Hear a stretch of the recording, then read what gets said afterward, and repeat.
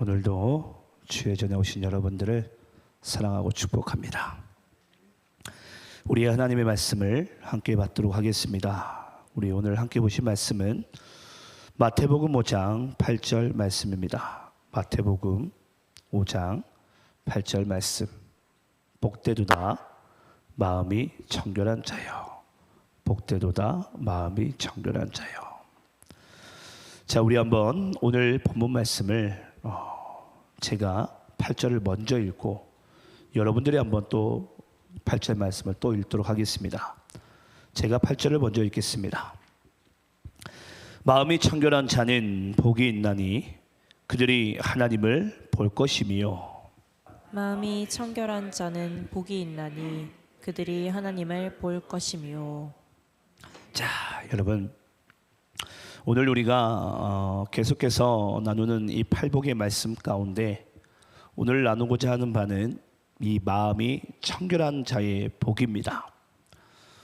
우리는 계속해서 이 팔복 말씀 강해를 함께 나누고 있는데요. 이 팔복 말씀 가운데 우리는 지난 시간에 앞서 네 가지의 마음이 우리의 마음 가운데 임하게 되면 그것이 심령이 가난한 것과 애통한 것과 온유한 것과 또 의에 줄이고 목마른 것이 우리의 심령 가운데, 내면 가운데 그것이 자리 잡게 되면 첫 번째 열매로서 이 국률한 마음이 우리의 인생 가운데 첫 번째 열매로서 맺어진다고 그랬습니다. 이 두 번째 우리의 마음 가운데 맺어지는 열매가 바로 이 청결한 마음인데요.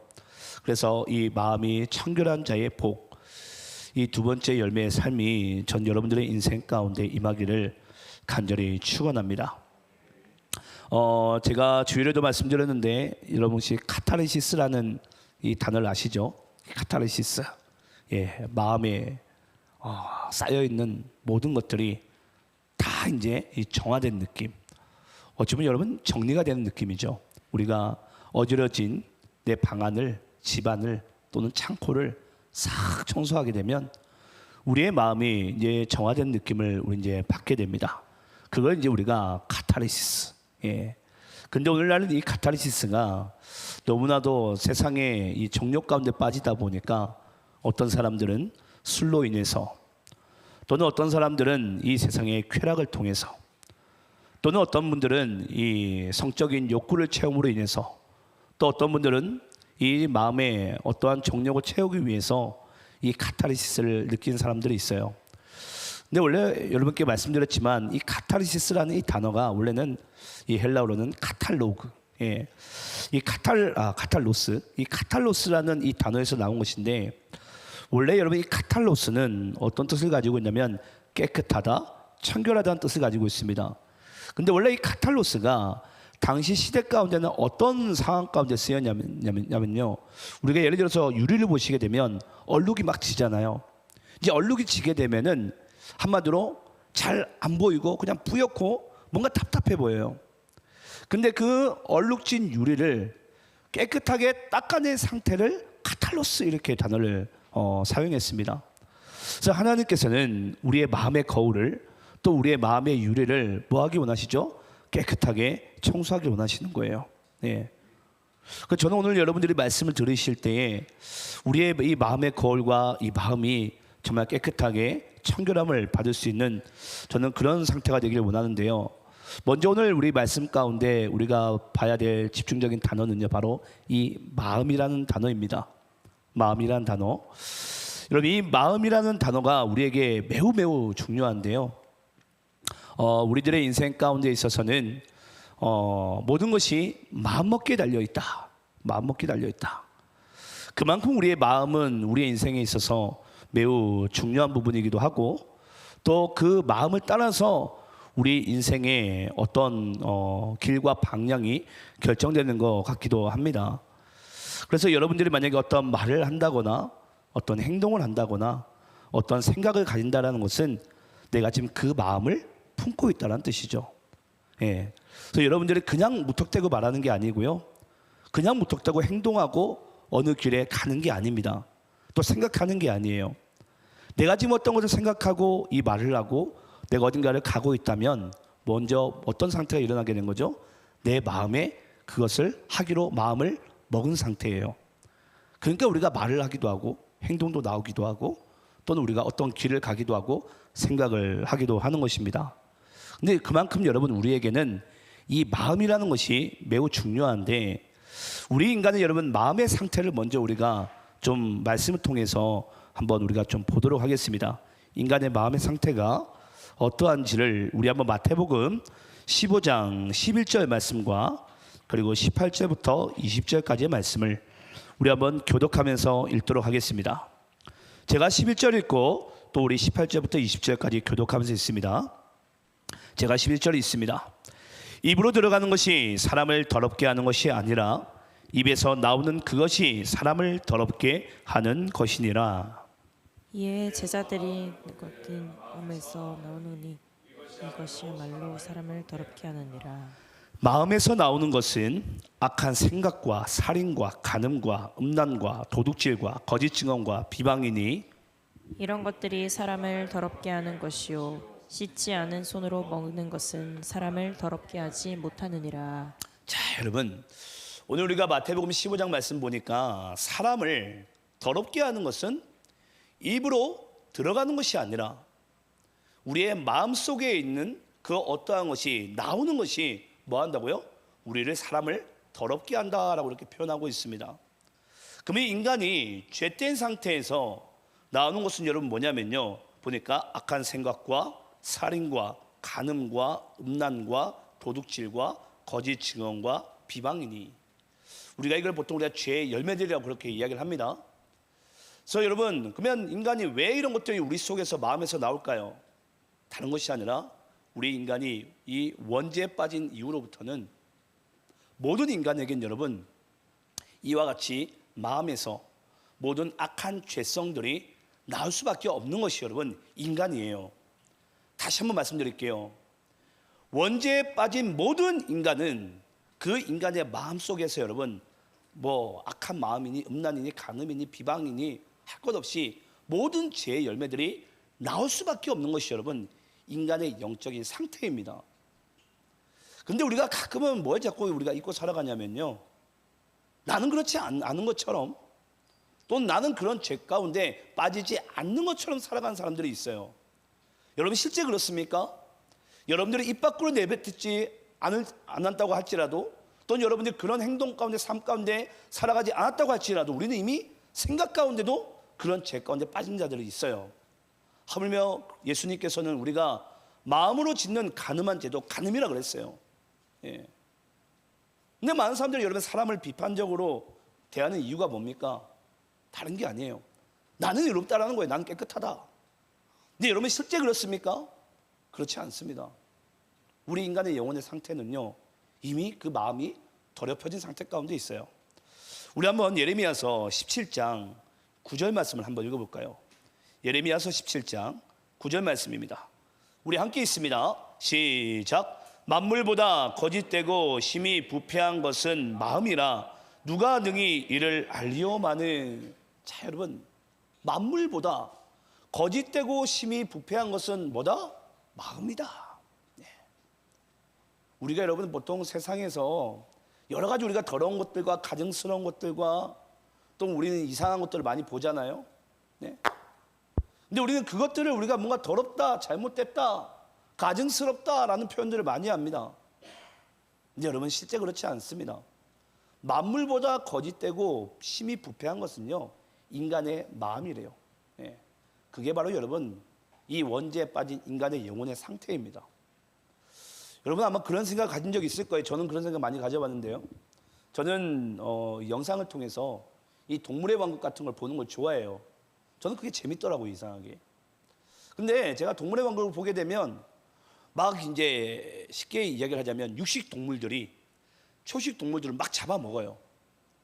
아, 그러면 괜히 제 마음 가운데 초식 동물이 도망갔으면 좋겠고, 예, 왠지 육식 동물은 나빠 보여요. 예, 여러분 그렇지 않습니까? 아, 저만 그런가요?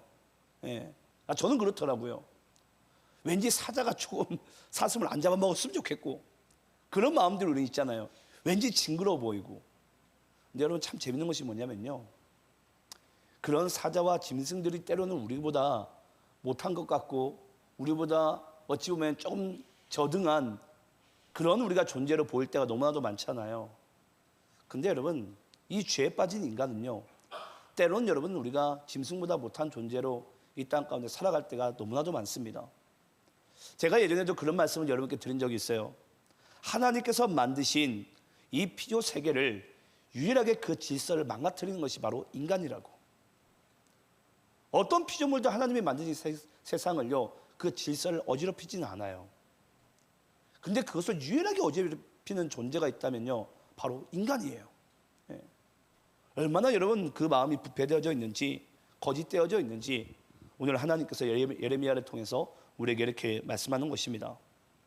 그래서 제가 그런 말씀 드린 적도 있죠. 우리 신생아가 태어나더라도 그 신생아조차도 어떤 상태 가운데 있다고요?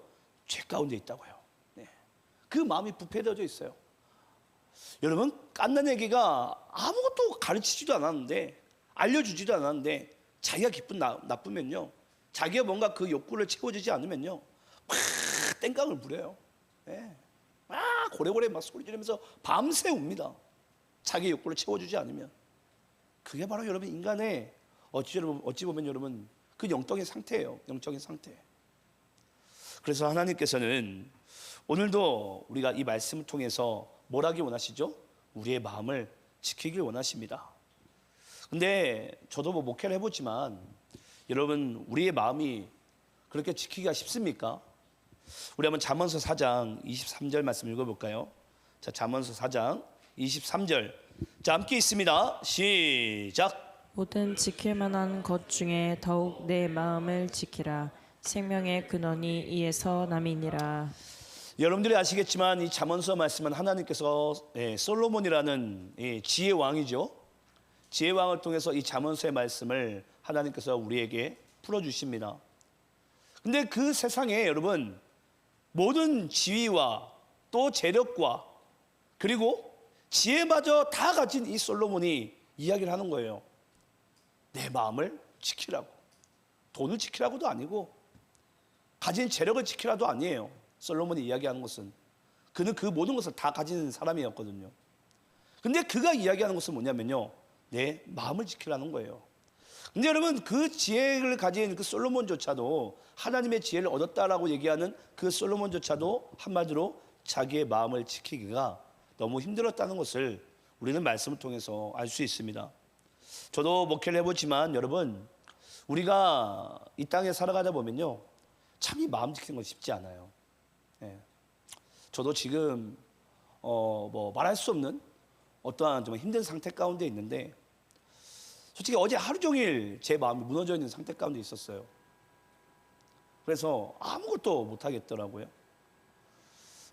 그런 상황 가운데 그냥 제 마음 가운데 그런 마음이 들었어요. 내가 모든 것을 잃는다고 할지라도 내가 그리스도를 얻고 나에게 하나님 아버지가 있다면 그것으로도 정말 내 마음 가운데 평안을 가질 수가 있고 나의 인생길 가운데 주가 인도하시겠지라는 그런 믿음이 저한테 다시 회복되어지는 거예요. 뭘 보니까? 말씀을 보니까. 예. 여러분, 우리는요, 우리의 마음을 지키는 것이 정말 너무나도 중요한 반면에 너무나도 여러분 힘든 이유는요, 바로 이 부분 때문인데요. 우리 한번 그 말씀을 우리 한번 같이 한번 따라해 볼까요? 우리의 마음은 우리 자신과 하나님과의 공동 소유지입니다. 제가 말씀을 연구하고 이 말씀을 준비하면서 얻어낸 결과가 바로 그거예요. 왜 우리의 마음을 지키기가 힘들까? 그것은 우리의 마음은 하나님과 나와의 공동 소유지이기 때문입니다. 근데 제가 앞전에도 말씀드렸지만 우리 인간이 원죄로 빠진 이유는요, 하나님의 마음에 있어서는 우리는 정반대로 우리가 흐르려고 하는 죄의 이 속성이 있습니다. 우리 안에. 그럼 여러분, 우리의 마음은 하나님과 우리와의 공동 소유지인데 그 공동 소유지 가운데 우리의 마음이 하나님의 뜻을 따라가면 너무 좋은데요, 그렇지 않다라는 것이 우리를 너무나도 가슴 아프게 하는 거죠. 여러분 아시겠지만 하나님께서는 원래 우리 인간에게 그 마음의 공동 소유지 가운데 우리에게 뭘 주셨죠? 자유의지라는 것을 주셨어요. 쉽게 이야기를 하자면 선택권을 주셨다는 것입니다. 우리의 마음을 먹을 수 있는 선택권. 그러면 마음을 먹을 수 있는 선택권이 우리의 마음 가운데는 부분적인 소유로 우리에게 가지고 있지만, 우리 한번 창세기 2장 16절 17절 말씀 읽어볼까요? 창세기 2장 16절 17절 우리 한번 교독하면서 읽겠습니다. 제가 16절 읽겠습니다. 여호와 하나님이 그 사람에게 명하여 이르시되 동산 각종 나무의 열매는 내가 임의로 먹되 선악을 알게 하는 나무의 열매는 먹지 말라. 내가 먹는 날에는 반드시 죽으리라 하시니라. 자, 여러분 창세기 2장 16절 말씀을 잘 보시기 바랍니다. 하나님께서요 아담에게 명하십니다. 아담아, 동산에 각종 나무가 있다. 각종 나무가 있는데 네가 다 임의로 먹어라. 선택권을 줬어요. 선택권을. 쉽게 이야기를 하자면 선택권을, 자유의지를 이렇게 딱 주십니다. 마음껏 먹어라. 자, 그런데 17절에 보시게 되면 하지만 선악을 알게 하는 나무의 열매는 먹지 말라. 내가 먹는 날에는 반드시 죽으리라 하시니라. 여러분, 하나님께서는 우리의 마음의 이 어떤 부분들을 부분적인 소유권만 우리에게 주신 것이고, 또 우리에게 공동 소유권이 우리의 마음 가운데 있다 그랬어요. 근데 하나님께서는 우리 인간에게, 아담에게 네가 마음껏 먹되 선악을 알게 한 나무의 열매는 먹지 말라고 하고요, 주님께서 우리에게 선택권을 주셨다라는 것입니다. 근데 제가 여러분께 질문을 해볼까요? 하나님은 우리가 선악과를 먹기를 원하십니까? 안 먹기를 원하십니까? 안 먹기를 원하세요. 왜 그렇죠? 먹으면 반드시 죽으니까. 네. 그래서 여러분은 우리 인간이, 원죄에 빠진 인간의 영혼의 상태는요 반드시 죽을 수밖에 없는 존재예요. 반드시. 여기에서 여러분, 열애된 인간은 이 세상에 어느 누구도 없습니다. 반드시 죽어야 됩니다. 인간은. 분명히 하나님께서 부분적인 소유권 가운데 우리에게 선택의 자유의지에 그걸 주었지만, 인간은요 하나님께서 원하시는 것에 반대의 뜻으로 흘러갔기 때문에 인간은 죽을 수밖에 없었던 그런 존재였다라는 거예요. 한마디로 우리 인간은요 이 마음의 공동 소유권 가운데 있어서 이 모든 소유권을 누구 거로 삼고 싶은 거예요. 나의 것으로만 다 삼기 원하는 거예요. 나의 것으로만. 하나님이 말씀하였지만은 그 하나님의 말씀은 나에게 들리지가 않는 거죠. 이게 여러분 어떤 상태라고요? 인간의 마음의 죄된 상태입니다. 죄된 상태. 그래서 여러분 이걸 우리가 반드시 알아야 됩니다. 우리가 보기엔 여러분 우리의 마음의 상태가 왜 이렇게 됐으면 좋겠고, 하나님 뜻에 맞았으면 좋겠고, 뭔가 생명으로 이끌었으면 좋겠는데 왜 내 마음을 내가 왜 이렇게 지키기 힘들까? 예. 그 이유는 우리의 마음의 상태가 이미 더럽혀진 상태이기 때문에 그걸 우리가 선택할 수 있는 그 능력이 여러분 우리 안에 없다라는 것입니다. 예. 우리 한번 로마서 7장 22절 25절 말씀 함께 볼까요? 로마서 7장 22절 25절입니다. 자, 교독하면서 읽겠습니다. 내 속사람으로는 하나님의 법을 즐거워하되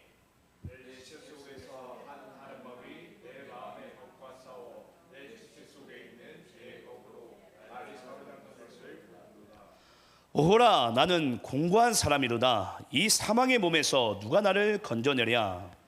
우리 주 예수 그리스도로 말미암아 하나님께 감사하리로다. 그런즉 내 자신이 마음으로는 하나님의 법을, 육신으로는 죄의 법을 섬기노라. 자, 여러분, 사도 바울이 로마서 7장 말씀 가운데 자기의 마음의 상태를 보니까요 두 마음이 있다는 것을 사도 바울은 발견하게 됩니다. 한 가지의 마음은요 육신으로 한마디로 빠져있는 이 정욕의 마음과, 또 한 가지의 마음은 이 하나님의 법을 따르기 원하는 바로 하나님 아버지의 마음이에요.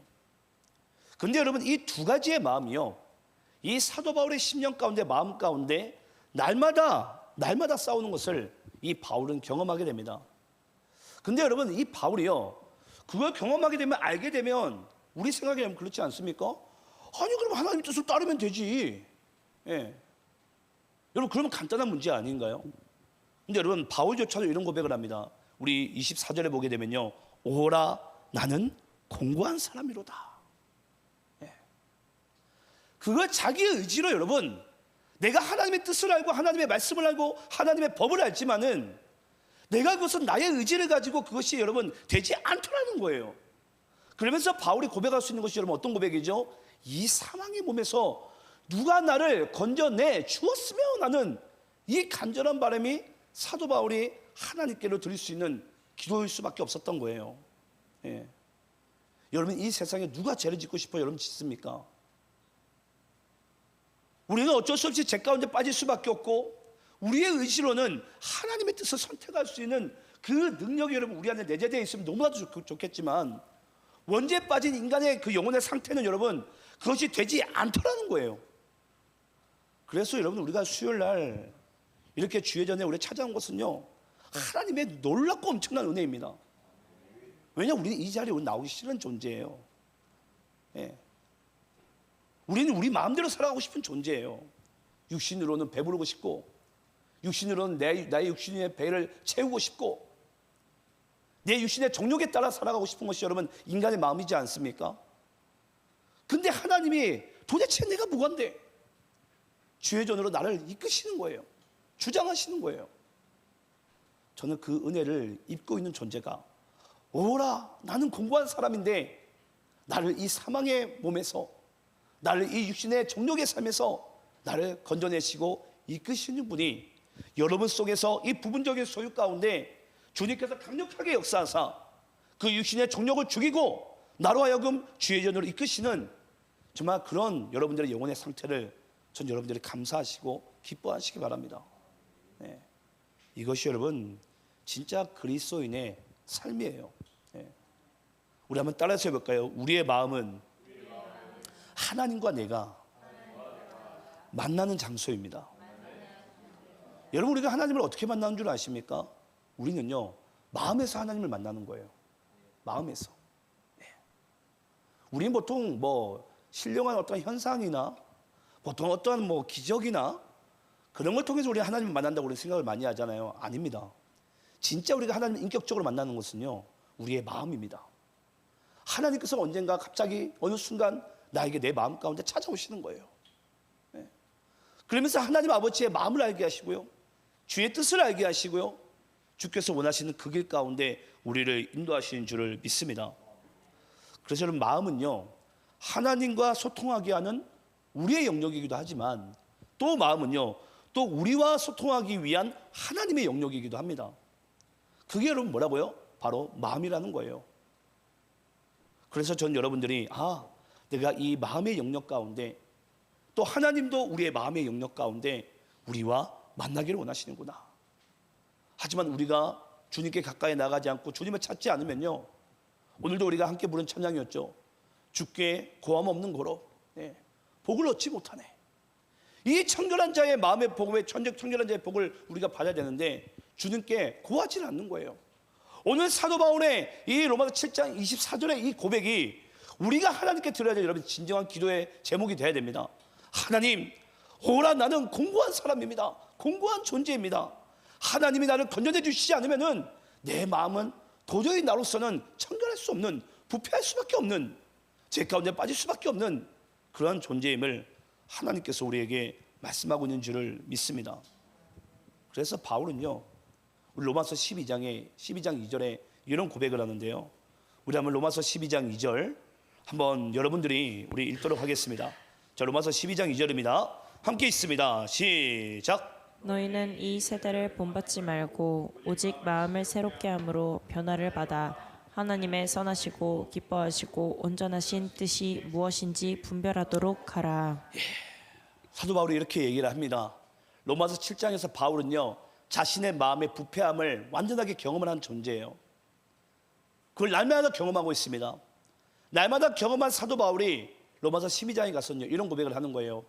형제들아, 너희는 이제 마음을 옛 상태, 그 원죄의 육신의 정욕의 상태 가운데 너희들의 마음의 중심에 무게를 두지 마라. 뭐하라? 이 마음을 내가 그리스도를 믿음으로 말미암아 마음을 뭐라는 거예요? 새롭게 하라는 거예요. 여러분, 마음을 새롭게 하는 것은 한마디로 그리스도께서 내 마음의 주인으로, 어찌 보면 여러분 우리의 마음의 공동 소유권을 가지고 있지만 내가 가지고 있는 그 반의 여러분 그 권리마저도 우리는 주님께 내어드려야 돼요. 그러면서 나의 마음이 온전히 주의 뜻을 따라갈 수 있도록, 주의 뜻을 발맞춰 나갈 수 있도록 우리가 그 주인 된 것을 주님께 내어드리게 될 때 하나님께서 우리 인생의 진정한 주인이 되어 나가신 줄을 믿습니다. 이런 상태를 여러분 성경에서는 뭐라고 이야기를 한다고요? 청결한 마음이라고 이야기를 합니다. 내 마음은 부분적인 소유권을 가지고 있지만 그 부분적인 소유권마저도 내가 주님께 맡겨드린 상태, 그 맡겨드린 그 상태 가운데 하나님께서, 주님께서 나의 삶을 완전히 지배하시고 통치하시고 인도해 나가시는 그 마음의 상태가 바로 청결한 마음이다라는 것을 오늘 성경에서 우리에게 말하고 있는 것입니다. 자, 그러면 여러분, 제가 주일에는 시간이 없어서 제가 이걸 못 다뤘는데요, 오늘 수요일 날 어렵게 나왔으니까 여러분들에게만 특별히 조금 더 말씀드리자면, 여러분, 그러면 청결한 마음의 반대는 여러분 뭐라고 생각하십니까? 청결한 마음의 반대는 뭐죠, 여러분? 청결한 마음의 반대는 더러운 마음. 그게 여러분 청결한 마음의 반대일까요? 우리 한번 말씀을 좀 찾아볼게요. 야고보서 4장 우리 8절 말씀입니다. 청결한 마음의 반대의 상태를 이야기를 하고 있습니다. 자, 야고보서 4장 8절 말씀 함께 있습니다. 시작. 하나님을 가까이 하라. 그리하면 너희를 가까이 하시리라. 죄인들아 손을 깨끗이 하라. 두 마음을 품은 자들아 마음을 성결하게 하라. 자, 여러분, 마음이 성결한 것, 마음이 청결한 것의 여러분 반대는요, 더러운 마음이 아니라 두 마음을 품은 자입니다. 두 마음을 품은 자, 두 마음을 품은 자. 예. 우리 한번 야고보서 1장 6절부터 8절까지 말씀 읽어보겠습니다. 야고보서 1장 6절부터 8절까지도 우리 함께 교독하면서 읽겠습니다. 6절 제가 읽겠습니다. 오직 믿음으로 구하고 조금도 의심하지 말라. 의심하는 자는 마치 바람에 밀려 요동하는 바다 물결 같으니. 이런 사람은 무엇이든지 주께 얻기를 생각하지 말라. 8절 함께 있습니다. 시작. 두 마음을 품어 모든 일에 정함이 없는 자로다. 자, 여러분, 아까 마음이 성결한 것, 마음이 청결한 것의 반대는 두 마음을 품은 자라고 그랬어요. 근데 두 마음을 품은 자를 야고보서 1장 말씀 보시게 되면 6절에 보니까 어떻게 표현하고 있죠? 의심하는 자라고 이렇게 표현하고 있습니다. 네. 의심하는 자가 여러분 뭐다? 8절에 보니까 두 마음을 품어 모든 일에 정함이 없는 자다. 네. 그러니까 여러분, 마음이 청결하지 않은 상태가 두 마음을 가진 자이고요, 두 마음을 가진 자는 어떤 자라고요? 한마디로 마음에 의심하는 자라는 것을 우리는 3단 논법을 통해서 우리는 알 수가 있는 거예요.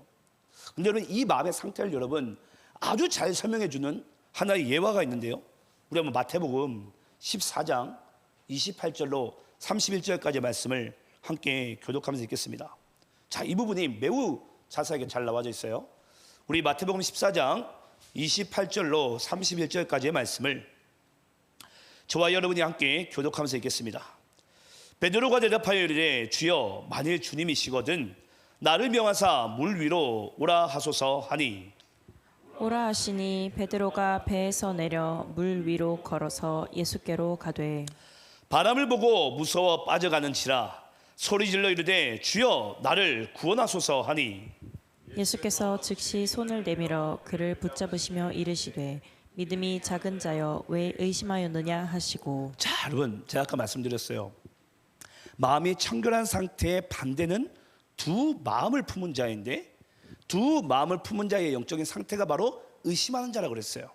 예, 한번 믿음의 반대죠. 의심하는 자. 자, 그럼 여러분, 오늘 마태복음 14장 보니까 베드로가 처음 예수님께 구한 게 뭐예요? 예수님, 나로 하여금 물 위로 걸어오게 하소서.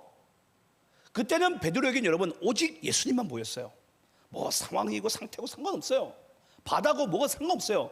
뭐 꽃밭이건 꽃길이건 가시밭이건 상관없어요. 주님이 내게 걸어오라고 하소서. 그때는 이 베드로가요, 걸어오라고 얘기했을 때 물 위를 걸어갑니다. 잘 가다가 여러분 잘 보세요. 30절에 보니까요, 바람을 보고 무서워 빠져가는지라. 여러분, 이 바람을 보통 우리가 이제 성경적으로는 우리가 신학적으로는 뭐라고 표현하냐면 세상, 또는 것을 우리가 마음이 다른 곳에 빠졌다는 뜻을 얘기합니다. 그러니까 이 베드로가 여러분 그렇습니다. 처음에 내가 예수님만 바라볼 때는 그는 물 위를 걸어가면서 예수님께 다가갔어요. 근데 베드로가 어느 순간부터 뭐가 보여지기 시작한 거예요? 바람이 보여지기 시작한 거예요. 한마디로 마음이 두 마음을 품게 되는 거예요. 두 마음을 품게 된 것을 31절에 가보니까 예수님께서 이렇게 이야기를 합니다. 믿음이 작은 자여 왜 의심하였느냐. 그래서 제가 여러분께 말씀드렸지만 마음이 청결한 상태의 반대가 두 마음을 품은 상태인데, 두 마음을 품은 상태가 바로 의심하는 상태라는 것을 주님께서 우리에게 이야기를 하고 있는 거예요. 그러면 여러분, 우리가 그러면 이 말씀을 보면서 우리가 과연 그러면 그것만 봐야 되느냐? 여러분, 아닙니다. 그럼 여러분, 우리는 만약에 내가 한 마음만 품어야 되는데, 만약에 나의 지금 현재 영적인 나의 상태가 두 마음을 품은 영적인 상태라고 칩시다. 예수님을 의심하고 있는 두 마음을 품은 상태라고 여러분 만약 치세요. 그때 여러분, 우리는 그럼 뭘 해야 되죠? 우리가 어떻게 해야지 마음이 그러면 우리가 청결해질 수가 있죠? 어떻게 해야지? 다시 주님 바라보면 되지. 여러분, 그건 이미 베드로에겐 되지 않습니다. 주님 바라보고 싶어도 그렇게 되지 않아요. 우리 한번 여러분 따라서 해볼까요? 우리가 두 마음의 품은 상태에서 우리가 다시 한 가지의 마음을 우리가 품으려면요, 따라하시기 바랍니다. 주여 나를 구원하소서. 여러분, 이것이 바로 아까 사도 바울이 고백한 오라 나는 공고한 사람이로다. 누가 나를 사망에서 건져내랴. 베드로가 예수님께 구한 것도 그거예요. 주님 나를 건져내소서, 나를 구원하소서. 그게 여러분 우리가 두 마음의 상태 가운데 한 마음을 품을 수 있는, 오직 믿음으로 살아갈 수 있는 유일한 길이자 유일한 회복의 길이에요. 여러분, 우리는 인생에 때로는 내가 풀 수 없는 어떤 문제나 막다른 길에 빠지게 되면요, 누구나 할 것 없이 주님께 나를 구원해달라고 긍휼함을 베풀으시다고 우리는 하나님께 기도할 수밖에 없는 존재입니다. 그만큼 여러분 우리는 연약한 존재예요. 연약한 존재.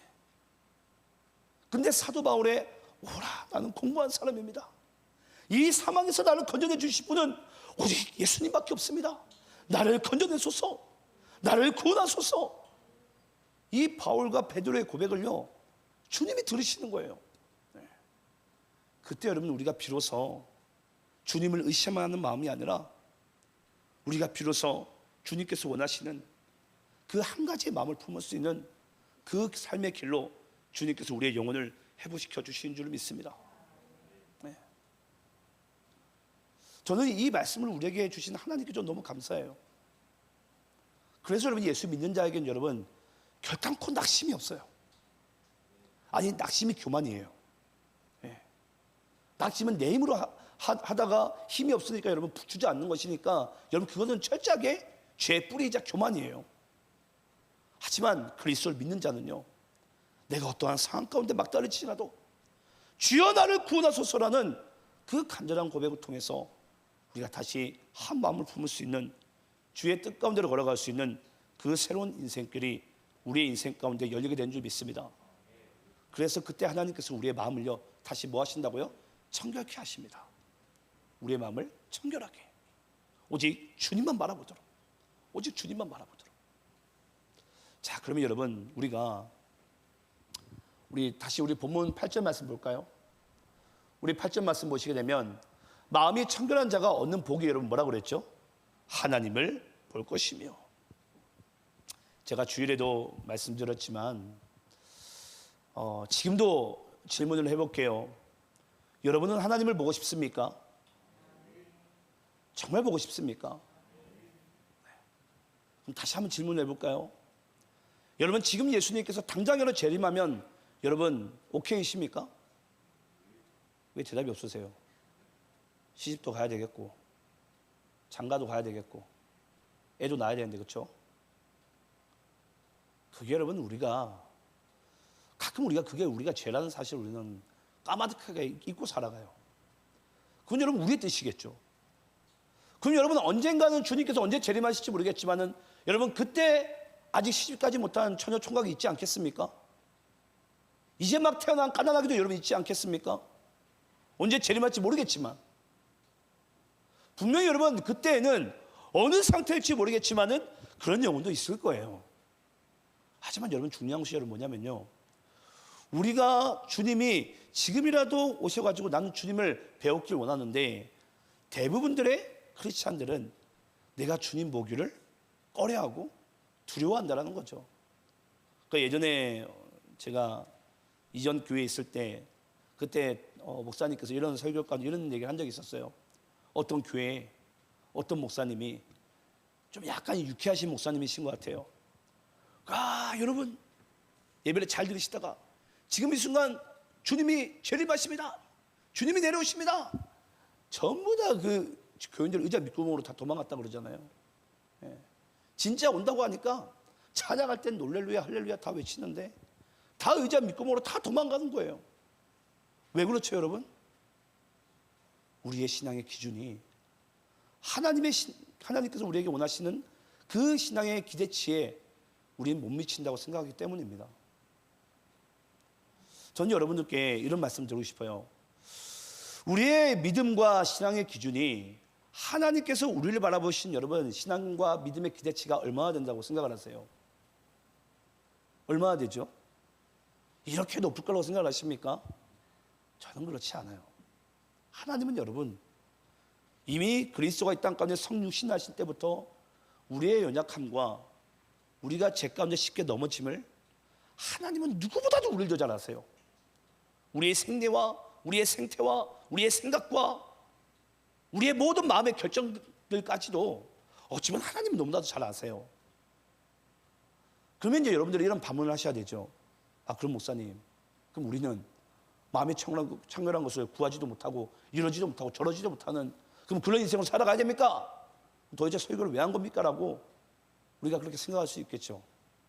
그래서 여러분 우리에게 마지막으로 히브리서 4장 우리 이 말씀이 매우 필요한 말씀인데요.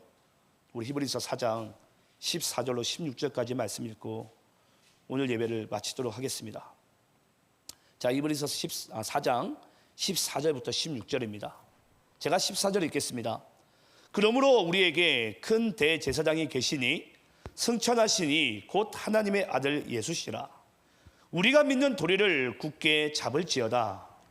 우리에게 있는 대제사장은 우리의 연약함을 동정하지 못하시리가 아니요 모든 일에 우리와 똑같이 시험을 받으신 이로되 죄는 없으시니라. 16절 함께 있습니다. 시작. 그러므로 우리는 긍휼하심을 받고 때를 따라 돕는 은혜를 얻기 위하여 은혜의 보좌 앞에 담대히 나아갈 것이니라. 아멘. 자, 그럼 이 16절 말씀을 띄워주시고요. 이 말씀은 되도록이면 여러분 일평생에 외우시기 바랍니다. 여러분 우리가 하나님 배웠기를 우리는 우리의 죄성과 우리가 하나님께 신앙이 그 기대치에 미치지 못할까 봐 우리는 하나님을 볼 수 있는 그 은혜 보좌 앞에 나아가길 우린 꺼려해요. 오늘 이 수요 예배 가운데도 여러분들 직장에서 가정에서 사회에서 만약에 여러분들 죄 가운데 풍덩 빠져 있었더라면은 아마 이 예배 자리 가운데 나오는 것이 하나님을 배우는 이 예배 자리가 우리에겐 여간 나오는 게 여러분 힘들었을 거예요.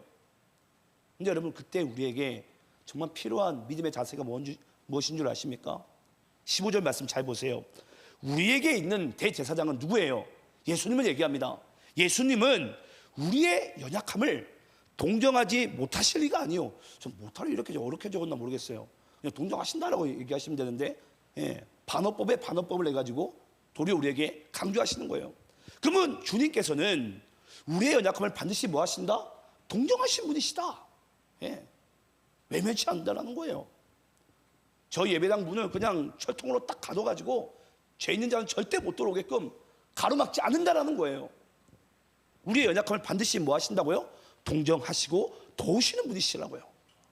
그래서 그분이 여러분 이 땅 가운데 성육신하신 가장 근본적인 이유이기도 합니다. 뭐 하기 위해서? 우리의 연약함을 도우시고 우리의 연약함을 아시기 위해서. 그걸 다 예수님께서는요 다 몸속으로 육신으로 체득하신 거예요. 그걸. 그러면서 16절 말씀 잘 보시게 되면 그러므로 우리는 그의 긍휼하심을 받고 때를 따라 돕는 은혜를 통해서. 여러분 오늘도 마음이 무너졌습니까? 아니, 우리가 인생을 살다 보면요, 우린 매 순간 우리의 마음이 무너질 수밖에 없는 존재예요. 왜냐? 내가 마음이 청결하지 못하니까 하나님 배우는 그 자리 가운데 내가 쉽게 못 나가는 거예요. 근데 그때 우리에게 필요한 자세는 바로 때를 따라 돕는 은혜입니다. 이 때를 따라 돕는 은혜를 통해서 다시 한번 우리가 이 마음의 청결함을 잊고 우리가 그 은혜의 보좌 앞에, 그래서 우리가 하나님을 배우는 그 자리는 여러분 그냥 보좌가 아니라 은혜의 보좌인 거예요. 은혜의 보좌. 하나님의 국률함이 없이는 우리는 하나님을 볼 수 없으니까, 하나님을 만날 수 있는 담대함이 우리에게 나타나지 않으니까, 그래서 우리에게는 여러분 은혜의 보좌 앞에 우리가 뭐하리라? 담대히 나아가리라. 담대히 나아가리라. 여러분 말씀이 너무나도 은혜가 되지 않습니까? 예. 저는 이것이 정말 예수 믿는 우리에게 하나님께서 주신 저는 가장 큰 축복이라고 생각을 해요. 예. 이 축복의 삶을, 이 마음이 청결할 수 없는 우리의 상태를 마음이 청결하게끔 긍휼함을 베푸시고 때를 따라 돕는 은혜를 통해서 하나님을 볼 수 있는 그 은혜의 보좌로 담대히 나아갈 수 있는 그 길을 하나님께서는 우리의 인생 가운데 열어놓으신 줄 믿습니다. 그것을 믿고 전 여러분들이 끝까지 주님 앞에 담대히 나아갈 수 있는 그런 마음이 청결한 자의 복을 이 땅 가운데 누리며 살아가시기를 간절히 축원합니다. 기도하겠습니다.